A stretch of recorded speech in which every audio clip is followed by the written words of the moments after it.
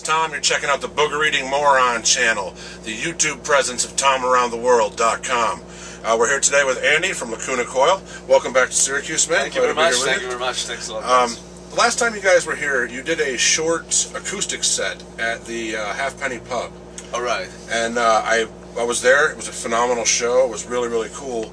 And the video got quite a bit of hits on that. All right. People really seem to like it. Would there ever be a chance that you guys might consider doing an acoustic tour? We think about it, and even doing maybe a proper record, all in acoustic, like maybe an EP or some kind of special thing. But we never really get the time to actually sit down and say, okay, we're gonna do this, because usually we just play acoustic versions of the metal songs, which are sometimes are good, sometimes we just have to do it because we need to do it in a radio where there's no chance to play electric, you know. So it's always an adaptations of metal material into acoustic. So we would love to write specifically in acoustic instead, and maybe we will do it. It's just that so far we've always been caught in the cycle of like touring, then album touring, so we never had time to stop. And we would also like to do something maybe with also classic instruments, like some more symphonic kind of stuff. That'd be great. But we never actually, we always talk about it, but we never sit down and say, okay, we do it now, you know. So we will do it. It's something in the pipe. So. Okay.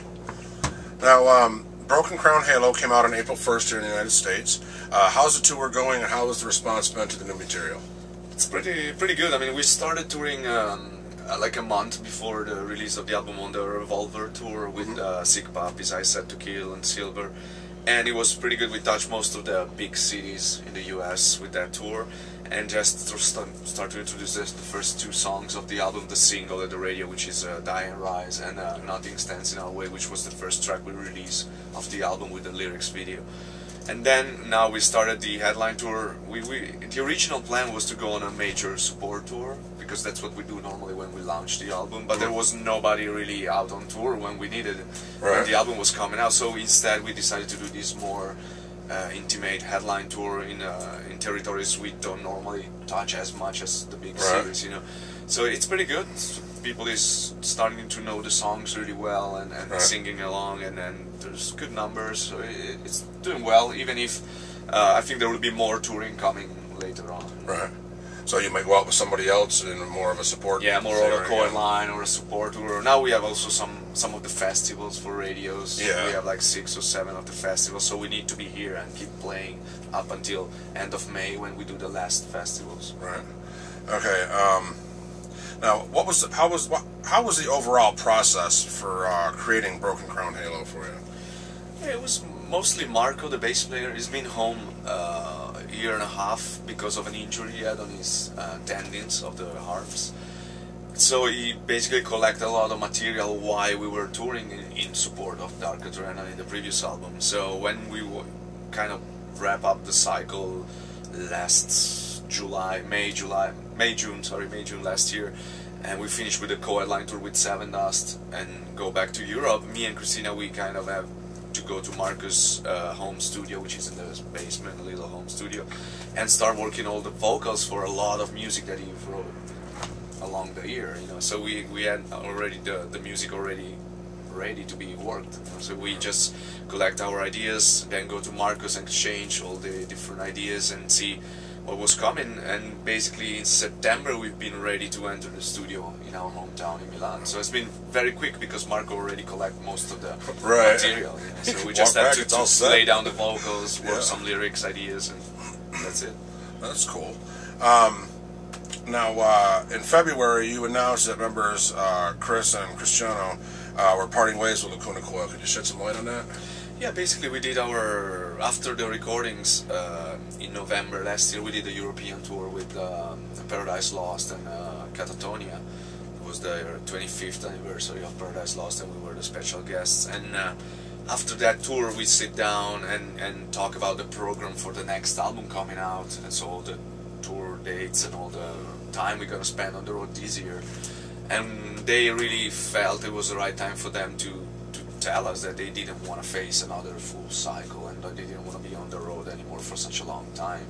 So it was something in the air already, like the drummer wasn't already doing all of the tour we've done for the previous album because he had a baby girl at home. Right. And he was moving in the countryside, building a new house. So it was kind of changes. His life was already, so we already had Ryan, the drummer that is playing with us now, Ryan Folden. He was already on and off for the Dark Adrenaline cycle. And so we together talked about it and took the decision. It wasn't easy in the first time because, you know, yeah, we're starting to move. Yeah, we're gonna move there. And so basically it wasn't easy for us because after 15 years, you know, it's something different that is gonna change, you know. But it was totally understood from us that they just, it's not that they didn't like the music anymore or they didn't like the people, they just didn't want to have this lifestyle anymore. You know, they didn't want to go to another band or something like that. You just wanted to change their lives. I mean, there's some people who love being out on the road all the time. There's hard road dogs, and there's other guys who just don't like it. Yeah, I mean, they liked it up to a certain point, but after 15 years, you know, there's nothing I can say. Kind of nice to go home. I mean, they want to be more stable, have a different kind of lifestyle. So, and also it's getting hard for music. You know, it's hard to make a living with music because of the internet or the way the music business has been changing. You know, so it's hard work and not so much reward anymore. You know, so it's also a matter of taking decision for your life. Right. Okay. What are some of the things when you're not on tour that you like to do? Mostly I like to hang out with friends and family because that's what you miss the most when you're on tour all the time. And so going to dinner, have people coming to our house, going to movie theater, you know, the most normal stuff is the one that you really miss. Right. Because on tour you can do some more different stuff and hanging out with people every night. While at home you want to just enjoy the fact that you're at home and you have a more regular life, go to games, you know, I follow soccer, I like to go skateboarding. What's your team? AC Milan. AC Milan, oh, of course, yeah. Go for the home team. And so do the most normal stuff. See people that you know since forever, but you don't get to know, to see very often anymore. You know? So it's like that. I think every musician, when he's home, is kind of going back to the regular life. What you really miss because you're doing the opposite, being on the road. What's one thing about you that fans may not know? I mean, with all the social media, it's hard to hide something from the fans, you know, because we're on Facebook every day, Instagram, Twitter, you know, it's hard to not be out there. I think they know most of it, and if they really don't know something, it's because I don't want them to know. So, Fair enough. Okay. Now, the rest of my questions here are pretty much centered towards Christina. Before I wrap up with you, any final words you'd like to add to the fans? I just want to thank everybody for the support over the years, and we're still on the road, so we will be back in the US even after this tour. So check out the tour dates, the Facebook page, the lacunacoil.it, the website, so you can keep up with all the dates. We still have to announce some of the final dates of this run that's gonna run up to end of May. So check it out, and we'll see you soon on the road. Cool. Thank you very much, and appreciate your time, man. Thank you. Thank you. All right, now we're going to finish up our interview here. We're with Christina from Lacuna Coil. Thank you for taking the time to talk to us for a moment. Thank you, my pleasure. When you guys were here last time in Syracuse, you guys did a short acoustic set that was absolutely phenomenal because it really allowed your voice to shine through on stuff a lot more because it wasn't, you know, coming through the speakers, you know. And it was an amazing show. And I posted a video of it that got like a bazillion hits. A lot of people loved it. And is there any chance that you guys might ever consider doing an entire acoustic tour? An entire acoustic tour, we didn't think about it just because we really like the energy coming out of the electric shows, you know, the most energetic song, the heavier songs. You can still do but acoustically. well, maybe not a whole tour. I mean, we didn't think about it so far. That doesn't mean that it will never happen. Right. Maybe we will include again an acoustic set in the electric set. That would be something doable, but I really don't know about a whole show. Okay. When on the road, what is the one item that is a must-have for you? Well, I have different things that I really like to have with me, but I would say cotton sheets in my bunk. Yeah. Because the bunk is pretty much the only private area you have in the old bus, actually in the old tour, you know. Every once in a while you get a hotel room, but still on the bus it's your holy place. And I like to be comfy. Obviously it's not like my bed at home, but I like it to be smelling nice and be clean, and absolutely. And cotton sheets are a must for me. Okay, that's an interesting answer. I wouldn't have said that before. Now, my other questions here. Recently, there's been a rise of strong female musicians in metal and hard rock. Do you think it's more accepted now than it has been in prior years? And if so, why? I don't know why, but to be honest, I'm coming from Europe, and the scene in Europe has been completely different. So I've been in a band for more than 15 years now, and the fact of having a woman in the lineup was more normal and accepted over there than here. When you look back, like Doro Pesh and stuff like that, even yes, back then, like a lot of bands, you know, from The Gathering to Nightwish and Oz. I mean, so many bands. So it was kind of normal. I mean, everyone had the same chances. So it's more of an American thing that came out later. Obviously, I'm really happy because I think that everyone should have the same chances. I mean, if you're able to do your job, if you're able to sing, if you're able to play, it doesn't really matter if you're a guy or a girl. I mean, it doesn't really matter to me, so I'm happy about that. Now, we put up for the fans of the site and stuff to submit questions. Yep. And the most common question I got, started out with my friend Josh and then a bunch of other guys, they all wanted me to ask you to marry them. And I was like, I'm not asking her that. But so it leads to this question. A lot of male musicians are said to have hordes of groupies that like love them to death. As a female singer and who's been voted one of the hottest women in metal, does it hold true for you too? Do the guys really kind of like... Well, as you can see, I'm not dressed up all the time, you know. Right. Most of the time, I don't wear any makeup. I just... I have a lot of fans that, as you said, are like really nice to me. I'm like, oh, marry me, you know, you're so cool, you're so beautiful. But they're never rude to me because I think it's due to the fact that my attitude is really like, I respect you, but you have to respect me. Right. So they never get over the line, and I think this is cool because that's cool. It's a sign of respect. I don't know what they're saying behind my back. I don't want to know.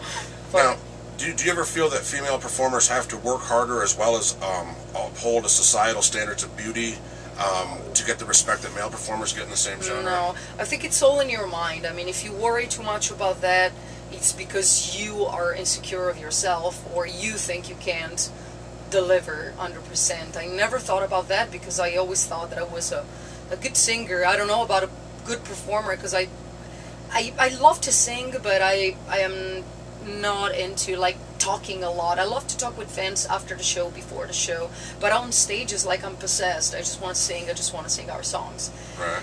And I really never think about what other people could think about me or what they would say about me, how they judge me. I don't care about that. Because, I mean, they're still coming to see us, and I'm on stage, so that's my spot. Right. So you have to respect that. Oh, yeah. All right. Now, when you're not on tour, what are some of the things you enjoy doing? When I'm not on tour, you mean when I'm back home? Oh, I spend a lot of time with my family, my friends, my boyfriend, doing absolutely normal stuff. I mean, I'm not a party girl just because, I mean, I'm in venues pretty much every day of the year. So when I'm home, it's more about like family dinners, like movie theater, something really normal. Okay. And now, you also write an advice column for Revolver magazine with Vinnie Paul. What is the most important piece of information or advice that you would give to aspiring musicians? If there was only one thing that was the most important actually, piece? I haven't done this column for 4 years almost. Sorry, but no problem, because a lot of people keeps on asking me. That means I left a mark in a way or another, so I like that. What I was kind of noticing, putting together all the letters that I got, is that there was a lot of insecurity about like sexuality, you know, coming from like gays, lesbians, or like people that was insecure, not accepted by society because of that. A lot of people writing me, as you said, advices like, I want to put together a band, what can I do? Some others were really awkward, like, hey, I met this girl on internet, I never see her, but I want to marry her. Like, I was like, that's kind of awkward, you know. Well, people back in the day would write to pen pals from for like years. insecurity letters to suggestions for like putting together a band, and I honestly gave the advice that I would give to a friend. You know, I didn't try to impress anyone, like cursing on the answers, or like, oh, I have to give the rock star answer, like, oh, fuck this, fuck that, you need some pussy. I mean, that's Vinny's part, and that's perfect for him. But I was trying to give more of a female perspective, you know, right. more from my heart, and what I do, what I want to hear if somebody would ask me that. That was my style. Okay. And now, before we wrap up, any final words? Any final word? I really hope that everyone give us a chance and listen to Broken Crown Halo, because I think it's a great album. We put our heart and soul in it, and a lot of people is impressed by our live shows. So if you're around, come by, say hi. It's gonna be fun. Okay, well, we're going to get Christina to sign a couple copies of these, and for you guys that submitted questions. And keep checking out the Booger Reading Moron channel, the YouTube presence of TomAroundTheWorld.com. And after the break from our sponsor, you'll see a little bit of footage from tonight's show. Thank you very much, Christina. You're welcome. Thank you. Log on to KingWeasel.com or find them on Facebook for Facebook-only specials. King Weasel buttons and screen printing.